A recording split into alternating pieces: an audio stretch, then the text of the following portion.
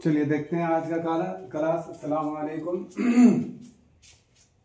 और कल का हमारा जो क्लास था हम लोग बात कर रहे थे मुख्तलिफ असनाफ़ सुखन, और उनमें हम लोगों ने कल कंप्लीट किया था। जो कल हम लोगों का क्लास था वो हमारा कसीदा था, और हम लोग उस पर नज़म और नज़्म मुअर्रा और आज़ाद नज़्म के बारे में हम लोग बात कर रहे थे कल।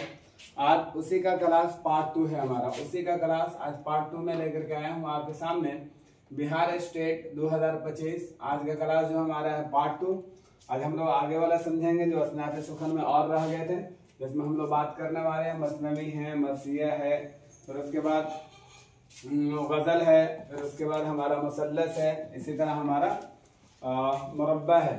तो इनके बारे में हम लोग बात कर लेंगे। आज ज़रा डिटेल में बात करेंगे। अगर हमारा क्लास आप लोगों को अच्छा लगता है, मैंने कई बार 12 आप लोगों को समझाया कि अगर क्लास अच्छा लगता है तो ज़्यादा से ज़्यादा लाइक करने का कोशिश कीजिएगा, और फीडबैक देने की जहमत ज़रूर करेंगे। फीडबैक जैसा भी हो, पॉजिटिव हो, नेगेटिव हो, जैसा भी हो, आप लोग ज़रूर से फीडबैक देने की जहमत करेंगे। प्लीज़ जहमत क्या कीजिए इतना, जब आपके लिए इतनी कुर्बानी दी जा रही है, मुफ्त में सारी चीज़ें प्रोवाइड करा दी जा रही हैं, तो आपके लिए इतना तो आपके लिए तो इतना हक तो ज़रूर बनता है कि आप सपोर्ट कर दें। थोड़ी सी ज़्यादा से ज़्यादा लाइक कर दीजिए, सब्सक्राइब कर दीजिए चैनल को, ताकि किसी तरह के कोई भी नोटिफिकेशन हो और वो आप तक के फौरन पहुंच जाए।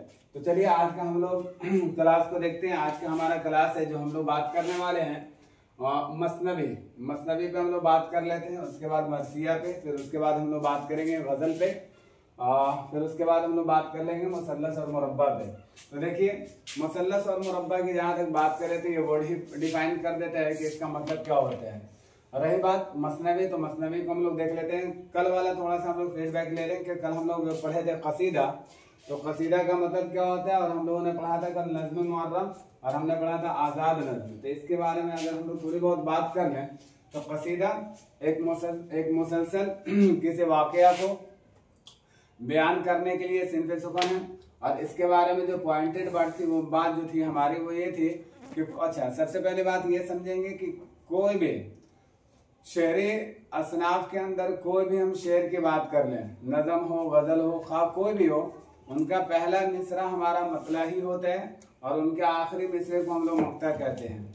लेकिन हम लोगों ने कल कसीदा के बारे में एक चीज़ पढ़ी थी कि अगर ज़्यादा तूल हो जाए, ज़्यादा तवील अगर कसीदा हो जाए, तो उसमें हम 5 मतले ला सकते हैं। फिर मतला के बारे में हम लोगों ने बात किया था। मतला के बारे में मैंने तज़किरा किया था कि मतलब अगर किसी कसीदा के अंदर 2 मतले आ जाएं तो उनको हम लोग क्या कहते हैं, ज़ुल्मतलैन। वर्ड याद है, यहीं से क्वेश्चन बनेंगे मेरे दोस्त, यहीं से क्वेश्चन ज़हन में रखिएगा, ज़ुल्मतलैन। और उसके बाद मैंने बताया था कि और अगर उससे कहीं ज़्यादा हो जाए, जैसे कि 5 का कंडीशन दिया गया है, और अगर 2 से ज़्यादा हो जाए तो फिर जैसा कि आपको मालूम होना चाहिए कि अरबी में खास करके एक के बाद वहाँ 2 के लिए तस्निया आता है और उसके बाद जमा होता है। फिर जब ज़ुल्मतलैन हो जाएगा 2, और 2 से जब ज्यादा होगा तो फिर ज़ुल्मताले, अब उसमें 3 हो जाए, 4 हो जाए, 5 हो जाए, कितनों भी हो जाए, और फिर ज़ुल्मताले। ये दोनों वर्ड हमको याद रखना है। कसीदे के लिए शर्त है कि कसीदे में 1 से ज्यादा मतले लाए जा सकते हैं। कंडीशन ये बताई गई है कि वो 1 से ज्यादा में 2 हो सकते हैं, 3 हो सकते हैं, 4 हो सकते हैं, 5 हो सकते हैं। अगर 2 मतला वाला कसीदा हो तो उसको हम लोग ज़ुल्मतलैन कहेंगे, और अगर 2 से ज्यादा वाला हो तो फिर उसको हम लोग ज़ुल्मताले कहेंगे। ये पॉइंट याद रखिएगा। और कसीदा के बारे में अगर हम लोग बात करें तो कसीदा किसे कहते हैं, तो कसीदा जब शोरा किराम, जब शायर लोग बादशाहों का तारीफ जब बयान किया करते थे, जब उनकी खूबियां को वो शेर व शायरी के अंदाज में बयान करना चाहते थे, तो वो उनके लिए कसीदा लिखा करते थे। जैसे मैंने कल बहुत अच्छा नाम लिया था शेख इब्राहिम ज़ौक़ के बारे में, इसी तरह मिर्ज़ा मोहम्मद रफ़ी सौदा के बारे में। तो इनके बारे में अगर पढ़िएगा तो इन लोगों ने बहुत सारे कसायद लिखे हैं, और बहुत सारे कसायद और अलग अलग लोगों पर लिखे हैं। जैसे अल्लाह के नबी सल्लल्लाहु अलैहि वसल्लम पे भी लिखा गया, हज़रत हुसैन पर भी इन्होंने लिखा है। फिर उस ज़माने के जो राजा थे, उस ज़माने के जो बादशाह थे, उन पर भी इन लोगों ने कसीदा लिखा था। और ये कसीदा पेश किया करते थे, लिखने के बाद दरबार में पेश किया जाता था। फिर उसको वो लोग पढ़ते थे और वो इस उम्मीद में पेश करते थे कि उसके बदले उन्हें कुछ इनाम, तोहफा, तोहफ़ मिल जाया करते थे।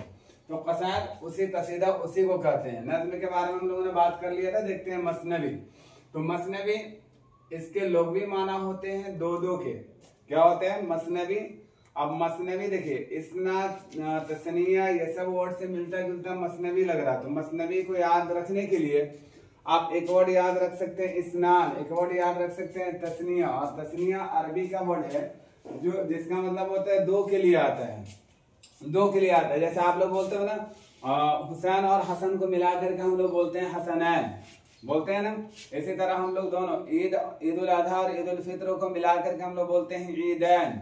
तो ईदैन की नमाज। तो यानी याद रखिएगा, ये जो मैं रूल बता रहा हूँ ये रूल याद रखिएगा तो कभी गलत नहीं कर पाइएगा, हमेशा याद रह जाएगा, दिमाग में बैठ जाएगा। जुल्करनैन, ये दो दो का मीनिंग के लिए ऐसे वजन याद रखिएगा तो आपको समझ में आ जाएगा।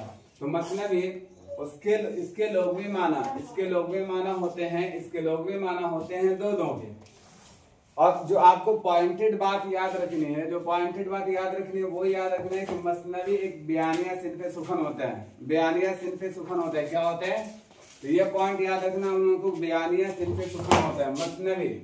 आपसे ये क्वेश्चन बनाया जा सकता है, क्वेश्चन कैन बी फॉर्म, ये फॉर्म किया जा सकता है क्वेश्चन को कि कौन सा ऐसा असनाफ़े सुखन है जिसको हम लोग बयानिया सिनफ़े सुखन कहते हैं। या फिर एक पॉइंट और याद रखिएगा इससे रिलेटेड, इसको बयानिया शायरी का मेराज भी कहते हैं। अब ये क्वेश्चन फॉर्म किए जा सकते हैं कि वो असनाफ़े सुखन कौन से हैं जिनको शायरी का मेराज कहा गया है, या शायरी का मेराज किसे कहा जाता है। या फिर ये पूछ लिया जाएगा कि बयानिया सिनफ़े सुखन कौन होते हैं। तो याद रखिएगा ये पॉइंट हमें याद रखना है, वो होता है हमारा मसनवी। इसके लुग़वी माना दो दो के। यहाँ तक बात समझ में आ गई? चलिए, मसनवी उस तवील नज़्म को कहते हैं। देखिए यहाँ पे भी तवालत की बात आ गई, यहाँ पे भी तवालत की बात आ गई। उस तवील नज़्म को कहते हैं जिसके अंदर तवालत हो, जिसमें कोई किस्सा या वाक़या तसलसल के साथ बयान किया गया हो।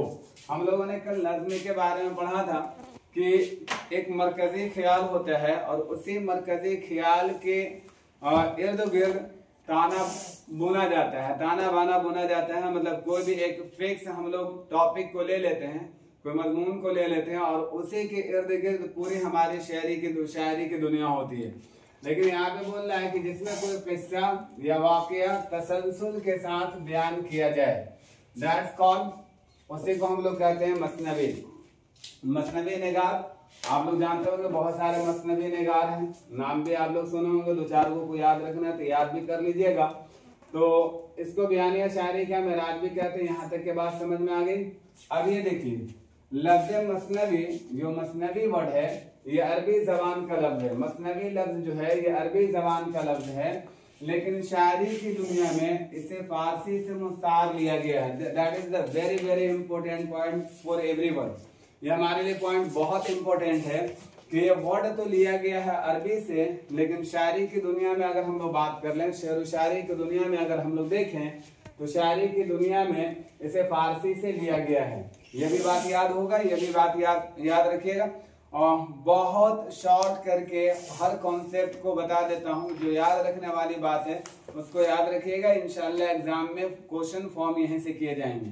तो मसनवी के बारे में 3 से 4 पॉइंट हमारे लिए बहुत इंपॉर्टेंट था, जो ऑलरेडी मैंने हम लोगों ने मिलकर के डिस्कस किया। यहाँ पे पहला हमारा क्या था, पहले क्यों बीच में ये कर रहे, हेलो वर्क कीजिए।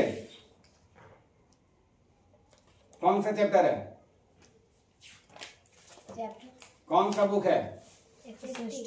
SST। No, you have to remember. चलिए, तो मसनवी के बारे में 3 से 4 पॉइंट हम लोगों को याद रखना है। ये क्या याद रखना है? पहला, बयानिया शायरी किसे कहा जाता है? मसनवी को। इसी तरह हम लोग याद रखेंगे एक पॉइंट और, बयानिया शायरी का मेराज किसे कहा गया है? मसनवी को। मसनवी क्या होता है? किसी वाक़या के ऊपर तसलसल के साथ मुसलसल कई मिसरे लाया जाए, कई मिसरे लिखे जाए, कई मिसरे पढ़े जाए, दैट्स कॉल्ड मसनवी। और मसनवी के बारे में एक और बात हम लोगों ने पढ़ा है कि मसनवी का मतलब होता है दो दो के।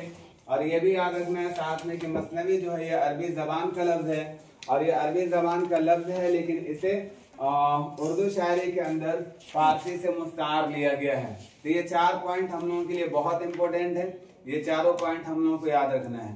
चलते हैं आगे हम लोग देखते हैं। उसके बाद हमारे सामने मरसिया। मरसिया ये भी ऑलरेडी हमारा अरबी का ही वर्ड है, सुनने में ही लग रहा है हमारा मरसिया जो अरबी का ही वर्ड, अरबी से ही लिया गया है। इसका मतलब क्या होता है, तो देख लीजिए लिखा हुआ मरसिया, ये भी अरबी जबान का लफ्ज है। ये रसा से मुस्तक है, रसा से निकला है, मतलब रसा से मुस्तक है। मतलब बहुत सारे अल्फाज ऐसे होते हैं, मुस्तक के बारे में आप लोग पढ़े होंगे कि मुस्तक किसे कहते हैं, तो ये उससे मुस्तक है, रसा से मुस्तक है। और रसा का मतलब क्या होता है, तो याद रखिएगा, रसा का मतलब होता है बैन, और बैन का मतलब क्या होता है, आहो बुका करना। आहो बुका करना का मतलब क्या होता है कि गमो अंदोह में पड़ जाना, किसी तरह के गम लाहिक हो जाना।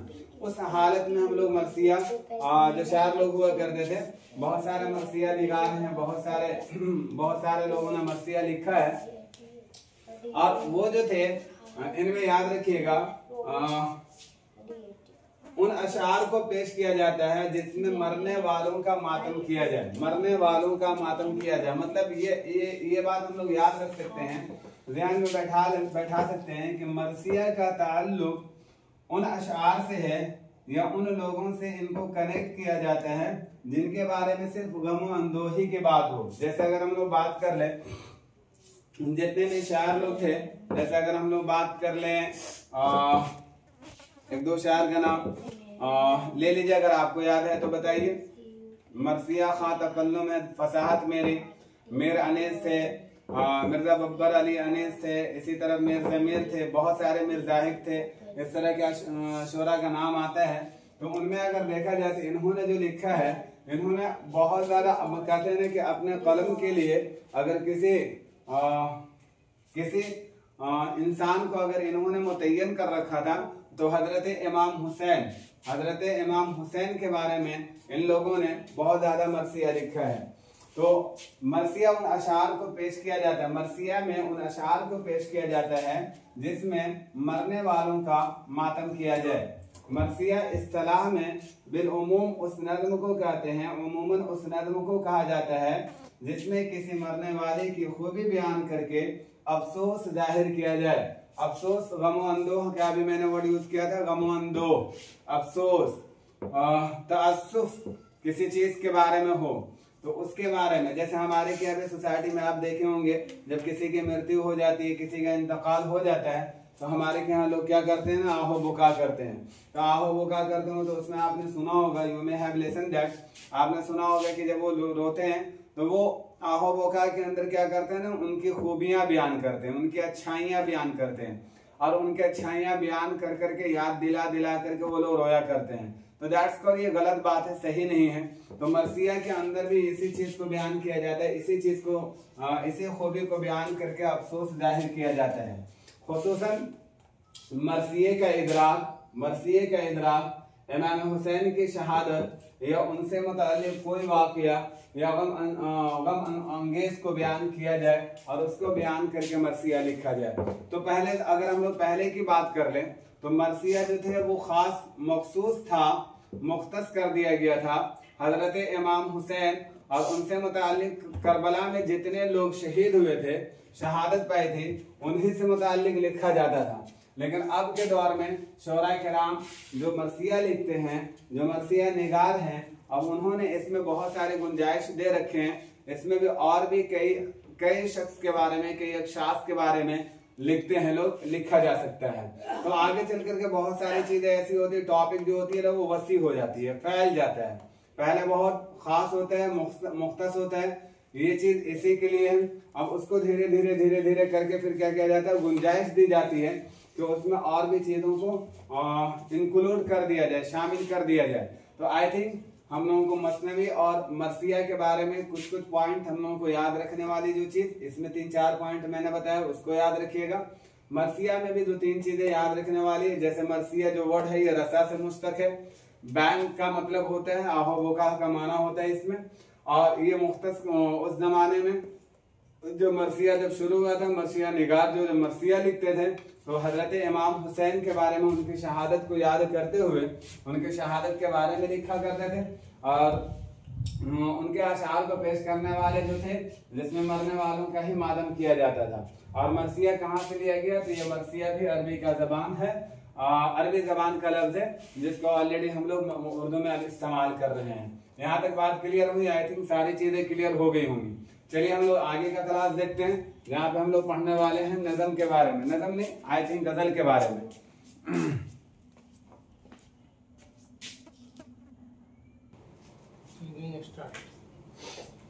चलिए, तो बात हो रही थी हमारा, इससे पहले हम लोग बात कर रहे थे मसनवी और मरसिया। मसनवी मरसिया के बाद अगर बात कर लिया जाए तो फिर असनाफ सुखन में अगर देखिए, तरतीब मुरत्तब मैंने नहीं किया है, तरतीब मुरत्तब करना कंपलसरी नहीं था, मैं बिना तरतीब के मैं बता दिया हूँ, किसी को भी कहीं से भी आप याद रख सकते हैं, इट डजंट मैटर। अब देखते हैं हम लोग बात करते हैं इसके बाद गजल। गजल क्या होता है? तो यार इसके बारे में तो सारे लोग आशना होंगे, ऐसा कोई नहीं। मरसिया और मसनवी ही कुछ थोड़ा सा टफ हो सकता है, वरना गजल के बारे में तो हर कोई जानता है, हर कोई पढ़ता है, और आज के दौर में तो खुसूसन हर कोई गजल ही पढ़ रहा। तो आप देखते ही होंगे हर जगह मुशायरे वगैरह होते हैं, तो गजल का तो एक तरह से कह सकते हैं कि अपने के यहाँ आज तो एकदम प्रचलन हो गया, आम हो गया अपने के यहाँ। तो देख लेते हैं जरा सा गजल के बारे में, समझते हैं कि गजल है क्या। याद रखिएगा, गजल ये भी अरबी ही का, अरबी जबान का ही लफ्ज है, और याद रखिएगा इसका मतलब होता है औरतों या औरतों के हुस्न जमाल के बारे में बातें करना। आप देखते होंगे मुशायरा वगैरह अगर आप सुनते होंगे या कहीं सुने होंगे मुशायरा, या फिर कहीं आप गजल वगैरह पढ़ते हैं या अगर सुनते हैं, तो आप देखेंगे उसमें सिर्फ और सिर्फ अगर हम लोग बात करते हैं तो सिर्फ और सिर्फ औरतों के बारे में ही बात होती है, उनके हुस्न जमाल के बारे में, उनको मतलब चांद सितारे को भी इस्तार कर दिया जाता है औरतों से। बहुत तरह के गजल ऐसे होते हैं जिसमें सिर्फ और सिर्फ मौजूद सुखन औरतें ही होती हैं, और औरतों से ही मुस्तार लिया जाता है और चीजों को मतलब उनसे उनको कनेक्ट करके दिखलाया जाता है। तो आपने देखा होगा गजल के बारे में बहुत ज्यादा बात करने की जरूरत नहीं है। तो ये असल चीज है कि अरबी जबान का ये भी लफ्ज है, और अरबी जबान का लफ्ज होने के साथ साथ ये याद रखिएगा कि अरब वाले जब शुरू में बिगिनिंग में, जब अरब वाले शुरुआत में जब ये करते थे ना, वो जब औरतों की हुस्न तारीफ की जब बयान किया करते थे, जब वो माशूकाओं के बारे में अपनी आराव ख्यालात को लोगों के सामने पेश किया करते थे, उनके हुस्न जमाल पर जब बात किया करते थे, तो याद रखिएगा उसी को हम लोग कहते थे तगज़्ज़ुल। और जो शेर बन करके आता था, मतलब जिसको वो बनाते थे, मतलब मौजूद सुखन जिसको वो बनाते थे, उसे कहा जाता था तगज़्ज़ुल। और जिसके बारे में वो बोलते थे, वो जो बोलते थे वो हो जाता था गजल। उसी के बारे में बताना आपको यहाँ पे। इसका मतलब होता है औरतों या औरतों के हुस्न जमाल के बारे में बातें करना। बात समझ में आई? यहाँ तक क्लियर हुआ? अब देखते हैं, तो इब्तदाई दौर में गजल का मौजू जो था वो हुस्न इश्क पे ही आधारित था, सिर्फ इतने पर ही मुनहसिर था, सिर्फ इतना ही लोग समझते थे कि गजल का मतलब होता है औरतों के बारे में बात किया जाए, उनके हुस्न जमाल के बारे में बात किया जाए, उनकी तारीफ किया जाए। ये सारी चीजें, इवन ऐसा होता था ना कि बहुत ज्यादा लोग तजावुज कर जाते थे। तजावुज कर जाने का मतलब होता था ना कि मजाजी ख्यालात में इस कदर डूब जाते थे, इस तरह डूब जाते थे कि मतलब औरतों को मतलब ना जाने वो क्या बना देते थे, उनके हुस्न की बयानात में, उनकी तारीफ करने में। तो याद रखिएगा कि अब के दौर में अगर हम लोग बात कर लें, अभी के जमाने में, तो याद रखिएगा इसमें इतनी कुशादगी आ गई है कि और भी मौजू को हम लोग इसमें शामिल कर लेते हैं, और भी मौजूआत को इसमें शामिल कर लिया जाता है। और अब एक पॉइंट जो हम लोगों को याद रखना है, ये तो मैंने ऑलरेडी आपके सामने क्या रखा, ये मैंने तारीफ रखा, जिसको आप डेफिनेशन बोलते हो, परिभाषा मैंने रखा। अब जो बात बताने वाला हूँ इसको जरा गौर से सुनिएगा। अगर आपसे ये क्वेश्चन पूछेंगे कि गजल का मतलब क्या होता है, what is the means of गजल, गजल का मतलब क्या होता है, तो आप डायरेक्ट ये बोल सकते हैं कि औरतों के हुस्न के बारे में बात करना, औरतों के बारे में बात करना, उनके हुस्न जमाल के बारे में तज़किरा करना, दैट्स कॉल्ड गजल। अब गजल पहले मुख्तस था एक ही टॉपिक से, जो औरतों से ही, सिर्फ औरतों के ही बारे में बात होती थी। लेकिन अब इसमें क्या हुआ, इस मौजू को और ज्यादा कुशादा किया गया, इसके अंदर और भी ज्यादा टहनियां रखी गई, और इसको बोला गया कि सिर्फ उसी पर मुनहसिर ना किया जाए बल्कि और भी चीजों की तारीफ कर दी जाए, इसको भी हम गजल कह सकते हैं। अब देखिए एक बात जो हम लोगों को याद रखना है एग्जाम के पॉइंट ऑफ व्यू से जो हमारे लिए बहुत इंपॉर्टेंट है वो ये है कि गजल के तमाम मिसरे एक ही वजन और बहर में हुआ करते हैं। अभी हम लोग पढ़े थे इससे पहले आजाद नज्म के बारे में पढ़े थे, तो जब अगर आप मुताला कीजिएगा, शायरी का मुताला कीजिएगा ना, तो वहां पे आपको लगेगा अजब तरीके का कहा हुआ है। लेकिन याद रखिएगा ये जो नज्म है ना, सॉरी जो ये गजल है ना, ये हमेशा याद रखिएगा कि इसका वजन जो होगा ना एकदम सेम एक ही जैसा होगा। वजन और बहर में कहा जाएगा, एक ही तर्ज होगा, एक ही अंदाज होगा बात करने का, बोलने का, इससे ज्यादा हट करके नहीं आएगा। इससे गजल के तमाम मिसरे एक ही वजन और बहर में हुआ करते हैं। जैसे अगर मैं आपको बात करूं, वजन दो कलमों के हरकतों सुकून में बराबर होने को वजन कहते हैं। वजन किसे कहते हैं, तो ये भी आप पॉइंट याद रखिएगा। वजन क्या, वजन किसे कहते हैं? गजल की दुनिया में वजन का मतलब क्या होता है, वजन से क्या मुराद लेते हैं और वजन क्या होता है, तो याद रखिएगा दो कलमों के हरकतों सुकून में बराबरी, यकसा हो जाए, बराबर हो जाए, उसी को हम वजन कहते हैं। तो यहाँ से भी 2-3 पॉइंट आप याद रखेंगे। उन सारे साथियों को भी मैं ऑलरेडी बाखबर कर दूं कि जो बच्चे यूजीसी नेट की तैयारी कर रहे हैं उनके लिए भी बहुत इंपॉर्टेंट है। आपका क्लास इंशाल्लाह कल से कसीदे के ऊपर आने वाला है। कल से हमारा दूसरा चैप्टर जो शुरू होने वाला है कल से हो जाएगा। तो इसलिए मैं बार बार कह रहा हूँ आप लोगों को कि चैनल को ज्यादा से ज्यादा सब्सक्राइब करके रखिए, ताकि आपको किसी तरह की कोई दुश्वारी ना हो, नोटिफिकेशन आपके पास सबसे पहले पहुंच जाए। ये बात याद रखिएगा। और ज्यादा से ज्यादा अरे यार आपको करना है क्या, प्रॉब्लम क्या, लाइक करने में जाता है क्या, what does my father goes, बाप का क्या जाता है भाई, कर देते हैं तो कर दीजिए, ज्यादा से ज्यादा शेयर कर दीजिए और साथियों तक पहुंचा दीजिए इसका नोटिफिकेशन। अब देखते हैं हम लोग आगे पॉइंट नंबर 4, जहां पे हम लोग बात करेंगे रुबाई के बारे में। ऐसी सिंध सुखन जो 4-4 मिसरों पर मुश्तमिल हो, या फिर ये कह दीजिए कि अपनी बात मुकम्मल कर ले 4 मिसरों में ही मुकम्मल कर ले। रुबाई आगे चल करके अगर स्टेट में होगा तो मैं देखता हूँ, अगर नहीं है, रुबाई और कता ये दो ऐसी चीजें ना जहाँ पे एकदम कंफ्यूजन होता ही होता है। दोनों एक जैसे होते हैं, 4 मिसरे पर दोनों अपनी बात मुकम्मल करते हैं, दोनों एक जैसा होता है, लेकिन फिर भी दुश्वारी होती है समझने में।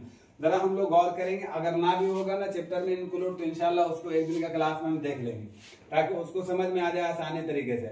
ऐसी सिंध सुखन है जो 4-4 मिसरों में अपनी बात को मुकम्मल कर ले, मतलब 4 मिसरों पर अपनी बात को तकमील तक पहुंचा देता है। ये भी अरबी जबान का लफ्ज है जिसका माना 4-4 के होते हैं। मतलब अगर कहा जाए रुबाई, तो रुबाई भी हमारा ये अरबी जबान का लफ्ज है जिसका माना होते हैं 4-4। रुबाई के तमाम मिसर में, अब यहाँ से पॉइंट आपको याद रखने वाला है जो एग्जाम के लिए बहुत इंपॉर्टेंट है।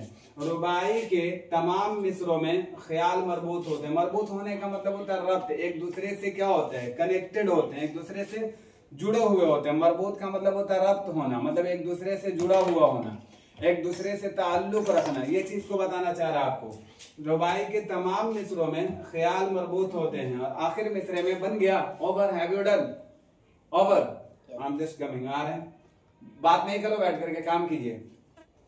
ख्याल मरबूत होते हैं और आखिर मिसरे में ख्याल की तकमील हो जाती है। मतलब जो कुछ भी ख्यालात ऊपर में हमारे 3 मिसरों के अंदर घूम रहे थे, जो हम घुमा रहे थे, वो चौथे मिसरे पर आकर के हमारी बात को तकमील कर देती है, तकमील तक पहुंचा देती है। तो ये पॉइंट हमको याद रखना है कि तमाम मिसरे जो होते हैं इनके, अब ये बोल देगा, क्वेश्चन ये बना देगा आपसे कि रुबाई के तमाम मिसरे जो होते हैं वो गैर मरबूत होते हैं। क्या होते हैं? गैर मरबूत होते हैं। देखो मरबूत और गैर मरबूत इतना ही का वो फर्क करेगा, आपका 1 नंबर ले गया। अब मरबूत याद रखिएगा, गैर मरबूत, मरबूत का मतलब होता है एक दूसरे से रब्त हो, और गैर मरबूत का मतलब होता है कि एक दूसरे से कोई मतलब नहीं हो। तो मरबूत है ना, ख्याल मरबूत होते हैं और आखिर मिसरे में ख्याल की तकमील हो जाती है। मतलब आखिर वाला जो मिसरा होता है वहां आकर के बात मुकम्मल हो जाती है। इस्तिलाहन अगर हम लोग बात कर लें तो इसके पहले, दूसरे और चौथे मिसरे, that is the very very very very important, बहुत इंपॉर्टेंट हमारे लिए बीबीआई क्वेश्चन है, इसको ऑलरेडी समझिएगा। इस्तिलाहन इसके पहले, दूसरे और चौथे मिसरे में हम काफिया और हम रदीफ होते हैं। अब काफिया और हम रदीफ क्या होते हैं इसके बारे में हमने पहले डिस्कस कर लिया है। अगर आपने नहीं देखा है तो जाकर के देख लीजिए, और स्टेट का पूरा प्लेलिस्ट बना हुआ है, वहां से एक एक करके सारा क्लास देख लीजिएगा। हमारा लगता है कि आज के बाद एक और 2 क्लास रहेंगे, हमारा पूरा स्टेट कंप्लीट हो गया। अगर आप लोग नहीं देखे तो यूट्यूब पे प्लेलिस्ट बना हुआ है, जाकर के सीरियल वाइज आप देख सकते हैं। यही देख लेना आपके लिए एनफ होगा, एग्जाम के लिए काफी होगा। आपको अलग से पढ़ने पढ़ाने की जरूरत नहीं पड़ेगी। इंशाल्लाह यहाँ से आप 80-85 नंबर कर जाएंगे, कंफर्म है, 100% कर जाइएगा। ये क्लास आपके लिए लेकर के आया जाता है, शॉर्ट करके इसीलिए लेकर के आया जाता है कि टू द पॉइंट बात बता दी जाए, ज्यादा डिस्कस ना किया जाए, और ताकि आपको एग्जाम में काफी मदद मिल जाए। हमारा उद्देश्य और हमारा मकसद बहुत ज्यादा इसके अंदर डीप जाकर के ज्ञान को प्राप्त नहीं करना है। हमारा मकसद है किसी तरह एग्जाम निकल जाए। तो एग्जाम निकलने के लिए ही ऑलरेडी ये क्लास लेकर के आ गया है, MS Urdu academy class, @ MS Urdu academy class. ये ऑलरेडी आपको मैंने कई बार बता दिया है, इसको अपने ध्यान में रखिएगा। तो पहले, दूसरे और चौथे मिसरे में, मतलब पहला, दूसरा और चौथा, इसको याद रखने का आप एक अच्छा ट्रिक बताऊं। आप ये नंबर याद रख लो प्लीज, आप ये नंबर याद रख लो, 124 आपका हल हो जाएगा। देखो ये ट्रिक है याद रखने का। अगर रुबाई की बात करें तो आप 1, 2, 4 याद कर लीजिए, 124 याद कर लीजिए। 124 से आपका क्वेश्चन कंफर्म है कि हल हो जाएगा। बोल क्या रहा आपसे, पहला, दूसरा और चौथा। तो पहला, दूसरा और चौथा जो होता है हमारा, हम काफिया वो हम रदीफ होते हैं। तो हमको 124 याद रखिएगा, रुबाई याद हो गया। हमसे अगर पूछ ले कि रुबाई के किस किस मिसरे में हम काफिया व हम रदीफ होना जरूरी होता है या फिर होता है, तो हम बोलेंगे डायरेक्ट लिख देंगे 124, बस 124 काम हो गया। 124 से याद हो जाएगा, 1 मतलब पहला, 2 मतलब दूसरा और 4 मतलब चौथा। पहला, दूसरा, चौथा हमारा हम काफिया व हम रदीफ होते हैं। और उसके बाद अगर हम बात कर ले आपसे, तीसरा मिसरा बेकाफिया होता है, बात सही है। तीसरा मिसरा बेकाफिया होता है, मतलब इसमें काफिया नहीं होता है। लेकिन अगर हम लोग बात कर लें, अगर आ जाए तो क्या उसको भगा देंगे, घर से निकाल देंगे? जब बेवकूफ वाली बात है। अगर आ जाए बीच में, मान लेते हैं, सपोज कर लो कि मतलब अभी एक शेर मैं आप लोगों को सुनाऊंगा, बताऊंगा, जरा देखिएगा। अगर मान लो, सपोज कर लो ऐसा कि आ गया, तो क्या उसको भगा दीजिएगा? अगर आपके घर में 4 मेहमान आ रहे हैं, मान लेते हैं फॉर एग्जांपल, अब 4 मेहमान के साथ अगर कोई एक आदमी, एक इंसान आ गया है जो अननोन है या खिलाफे शरअ है, या फिर मतलब उनको मैंने मत दो नहीं, तो क्या भगा दोगे? अच्छा मान लो यार भाई, बर्दाश्त करके ही सही, लेकिन रख लोगे, चलो ठीक है भैया रह लो। तो भी जब 4 को मैनेज कर सकते हैं तो 1 को मैनेज कर लेंगे। तो वही बात आपसे कह रहा है कि अगर आ जाए, नहीं आता है, रूल तो ये कहता है कि नहीं है, पहला, दूसरा और चौथा में रहेगा, लेकिन तीसरा में आएगा तो कम से कम दिल को इतना कुशादा तो जरूर रखेंगे कि भगाएंगे नहीं, भैया तू भी रह ले, आ ले, खा ले, पी ले, सूझ जा, यही कर लेंगे। जैसे मैं आपको एक ये रुबाई का मैं 4 मिसरा आपको सुना रहा हूँ, एक जगह दिखा रहा हूँ आपको कि कैसे, जैसे गफलत में गुजारी जिंदगानी हमने, गफलत में गुजारी जिंदगानी हमने। अभी हम यहाँ पे आप लोगों को फाइंड आउट करा रहा हूँ कि देखो काफी और रदीफ क्या होता है। गफलत में गुजारी जिंदगानी हमने, यारों की कोई बात ना मानी हमने। सुनिएगा गौर से, गफलत में गुजारी जिंदगानी हमने, यारों की कोई बात नहीं मानी हमने। बेवक्त तो बोलते हैं, है वक्त तो एक नेमत उज़्मा आजाद, है वक्त तो एक नेमत उज़्मा आजाद, कद्र इसकी मगर कभी ना जानी हमने। तो देखो, जानी हमने, मानी हमने, जिंदगानी हमने। आप देखो ये पहला, दूसरा और चौथा में हमको ऐसा मिल रहा है, जिंदगानी हमने, मानी हमने, जानी हमने। लेकिन अगर चौथा, तीसरा वाला मिसरा को अगर हम लोग देख लें, है वक्त तो एक नेमत उज़्मा आजाद, मतलब इसमें हमको हम काफी और हम रदीफ नहीं मिल रहा। तो मतलब ये समझ में आ गई कि हमारा रुबाई का मिसाल है। तो आई थिंक बात एकदम क्लियर हुआ होगा, अच्छी तरीके से आपको समझ में आ गई होगी बात। नहीं बात याद रखिए, अगर नहीं ध्यान में रहे तो बस 124 याद रखिएगा। 124 आपका कोई भी नंबर हो सकता है, उस नंबर से रिलेट करके आप याद कर सकते हैं। थोड़ी सी बात कर लेते हैं जल्दी से हम लोग मुसल्लस के बारे में। अगर आप लोग पेपर, पेन, कॉपी अगर लेकर के बैठे हैं तो प्लीज लिख लीजिएगा। मैं सिर्फ बात कर ले रहा हूँ, थोड़ी सी चीज है जहां से हम लोग 2-3 पॉइंट सीख जाते हैं बस, और कुछ नहीं। इसके अंदर मुसल्लस याद हो जाएगा। मुसल्लस उस नज़्म को कहते हैं जिसका हर एक बंद जो होता है ये 3 मिसरों पर मुश्तमिल हो। मुसल्लस ये भी अरबी जबान का लफ्ज है, मुसल्लस ये भी अरबी जबान का लफ्ज है। जो 3 मिसरों पर मुश्तमिल होता है, 3 मिसरों पर अपनी बात कह दी जाती है। अब वो बात कैसे कही जाती है तो आगे में हम लोग देखेंगे तो समझ में आएगा। इसका मिसरा लेकर के आया हूँ आपके सामने, मैं बात करूंगा तो आपको समझ में आएगा। व्हाट हैपेंड, चल रहा ना वहां कटा, और वहां पे टाइमिंग चल रहा ना, इट्स ए ना पुराना दोनों प्रॉब्लम, वो दिख रहा मेरा फेस, जो अच्छी बात है। तो मुसल्लस उस नज्म को कहते हैं, उस नज्म के बारे में बात की जाती है जिसके 3 मिसरों पर मुश्तमिल हो, सॉरी फॉर दैट, 3 मिसरों पर अपनी बात पूरी कर दे, 3 मिसरों पर बात मुश्तमिल हो जाए या 3 मिसरों पर बात मुश्तमिल हो। मुसल्लस के पहले बंद, अभी ये फिर यहां सुनिएगा, मुसल्लस के पहले बंद,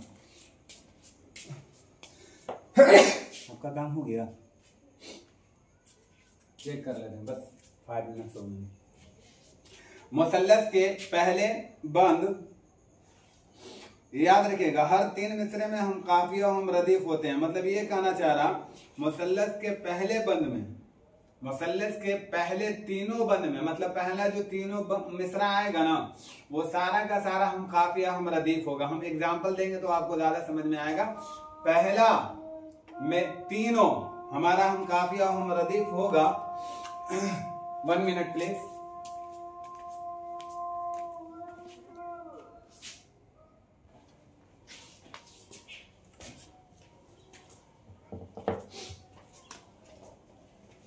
तो चल रही थी बात हमारा मुसल्लस का पहले तीनों मिसरा, मतलब तीनों मिसरा मिलकर के ऑलरेडी एक शेर का जिम्न में आएगा।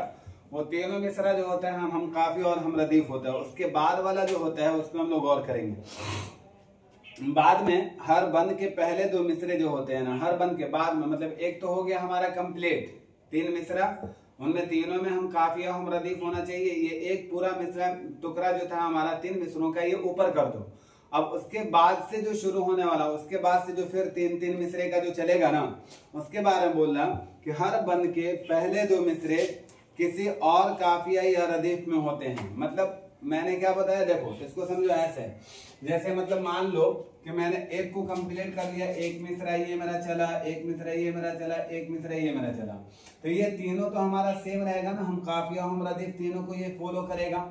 तो ये मिलकर के मेरा एक हुआ, ये हुआ। अब यहां से फिर मेरा 2 चलेगा। अब ऐसे चलेगा ना, तो ये इसके बारे में बता रहा है कि 1 वाला, 2 वाला, 3 वाला।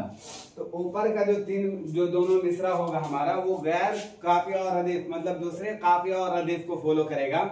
लेकिन तीसरा वाला जो होगा फिर ये रिटर्न होगा यहाँ पे और इसका काफिया और रदीफ को ये ले लेगा। यही चीज ये समझाना चाह रहा आप लोगों को कि पहले 2 मिसरे जो होंगे किसी और काफिया या रदीफ में होंगे। प्लीज इसको नोट कर लीजिएगा, मेरा बोर्ड पे नहीं लिखा होगा, नोट कर लीजिएगा। वीडियो को पॉज करके जरूर नोट कर लीजिएगा, जर्रा बराबर भी कोताही मत बरतिएगा। रदीफ में होते हैं, लेकिन हर बंद का तीसरा मिसरा जो होगा हमारा पहले बंद के काफिया को पाबंदी करेगा। वही चीज मैंने अभी आपको बताया। इसका जो आखिरी वाला मिसरा होगा वो किसकी पाबंदी करेगा, तो ऊपर वाले का करेगा, इसका करेगा। अब इसमें आपका दिमाग ये चलता होगा कि इसमें किसका करेगा, तो इसमें तो अभी तो हमारा तीनों एक ही तरह का था ना। अब देखो एक शेर सुनते हैं हम लोग तो उससे बात समझ में आएगी कि जैसे मैं आपको एक एग्जांपल सुनाऊं कि शफक के छांव में चरवाहा जब बंसी बजाता है, शफक के छांव में चरवाहा जब बंसी बजाता है, तस्वुर में मेरे मादी का नक्शा खींच लाता है। शफक के छांव में चरवाहा जब बंसी बजाता है, तस्वुर में मेरे मादी का नक्शा खींच लाता है। नजर में एक भोला बसरा आलम लहलहाता है। तो देखो ये बोलना आपसे, खींच लाता है, बंसी बजाता है, लहलहाता है, ये सब का सब हमारा क्या है, एक तरह से हम काफिया और रदीफ को फॉलो कर रहा है। क्या कर रहा, एक तरह से कर रहा है। लेकिन आप दूसरे वाला देखो, मेरे अफकार तिफली को है किस्मत उसके नगमों से, मैं बचपन में किया करता था उल्फत उनके नगमों से। तो देखो उनके नगमों से और उसके नगमों से, ये दोनों अलग है, ये दोनों अलग है। लेकिन तीसरा मिसरा सुनेंगे, जब ही बंसी के लेकर आहद तिफली झिलमिलाता है। तो देखो झिलमिलाना फिर हमारा ऊपर वाले के ये से आ गया। तो ये बात हमको समझ में आ जाना चाहिए कि मुसल्लस जो होता है ये 3 मिसरों पर मुश्तमिल होता है। पहला मिसरा इसका तीनों मिसरों, पहला वाला जो होता है हमारा उसका तीनों मिसरा हम काफिया हम रदीफ होगा। उसके बाद वाला जितने शेर आएंगे उसका दोनों मिसरा अलग हम काफी और अदीब को फॉलो करेगा, और तीसरा वाला फिर हमारा पहले वाला को ले लगाए थे, और एकदम अच्छी तरह से आपको समझ में आ गई होगी बात। ये सारा का सारा हमारा क्लास कंप्लीट हो गया आज का, यहीं तक के रखते हैं। इंशाल्लाह मिलते हैं नेक्स्ट क्लास में। जाते जाते मैं आप लोगों को बोल दूं खुशामदीद, बहुत बहुत शुक्रिया मेरे क्लास को देखने का। Thanks for watching my video. लेकिन थोड़ी सी जहमत करें प्लीज, थोड़ी सी दिलदारी दिखाने की जहमत करें, और ज्यादा से ज्यादा शेयर करें, लाइक करें, और आखिर में जाते जाते बोलूं अस्सलाम वालेकुम, खैर मकदम आप सारे लोगों को।